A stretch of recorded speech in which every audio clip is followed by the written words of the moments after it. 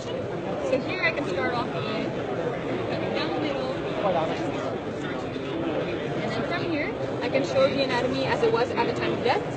So everything is accurate, there's no rendering done. Since the cadaver was flash frozen, there were scans that were taken of the cadaver itself, and then from there you can see the anatomy as it was at the time of death.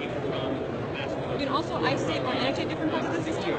So in this case, I can start by removing the skin, removing the skeletal system, and other structures until I'm left with the gastrointestinal system.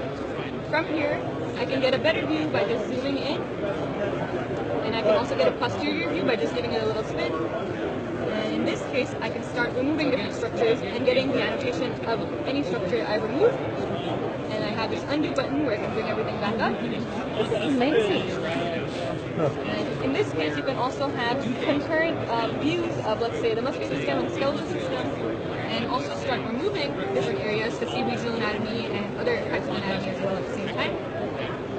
If you don't want to look at the anatomy as a whole, you can also see regional anatomy. So in this case, I have the female head and neck.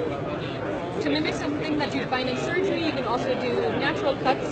So in this case, I have an incision made, and you can also see the relationship between the skin, the fat, and other structures.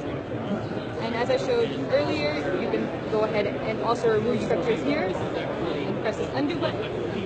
And what's interesting is these are actually the scans that were done from the cadaver. So everything you see here is what we saw at 0.6 to 0.8 millimeter thickness. And so each time I turn around, slide through these sections, I can see where it relies on the aspect of.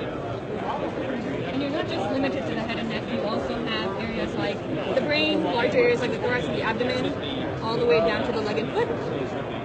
And what's most interesting to me is you can load in your own patient's CT or MRI scans, and from there you can get a 3D model of what you're seeing. So here we have a post-operative scan of a patient with a brain aneurysm, and this is the actual CT that was provided.